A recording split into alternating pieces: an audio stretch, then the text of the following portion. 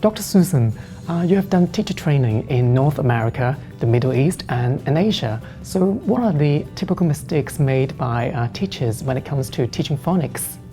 Well, the first thing I want to say is that we all make mistakes, and none of the mistakes we make are intentional. However, I will tell you that one of the biggest mistakes that I find that teachers make is that they think that they should teach the letters before actually teaching the sounds, and that if they do teach the sounds, they don't teach enough vocabulary first. And this has like a snowball effect, which leads to ineffective learning, frustrated teachers, unhappy children, and unhappy parents.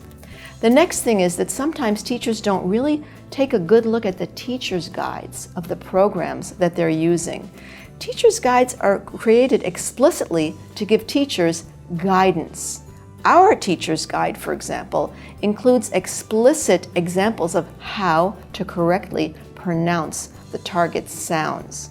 And I know that if teachers take the time to carefully review our teacher's guide, they won't make these mistakes in their teaching.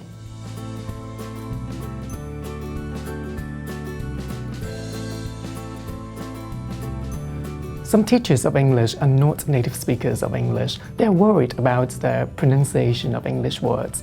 Have you got any advice for them? Of course. There are plenty of ways to build proficiency in pronunciation of English words and English sounds.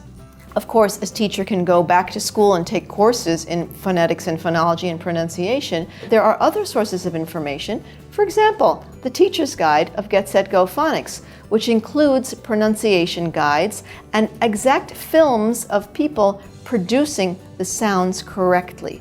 So a conscientious teacher can watch these film clips and listen carefully and learn how to improve her or his pronunciation.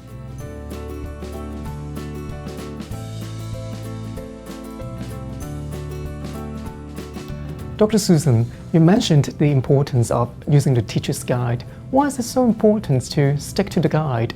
Well, actually, a teacher's guide is exactly that, a guide for teachers.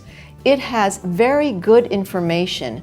In good phonics programs, the teacher's guide is theory-based and practice-driven. In some cases, the teacher's guide even includes scripts to help teachers know exactly how to present material to children, optional activities, games, sometimes worksheets, and also assessment sheets.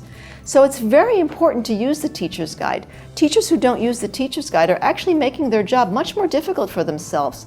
And this is particularly true of teachers who don't have sufficient professional development in the teaching of phonics.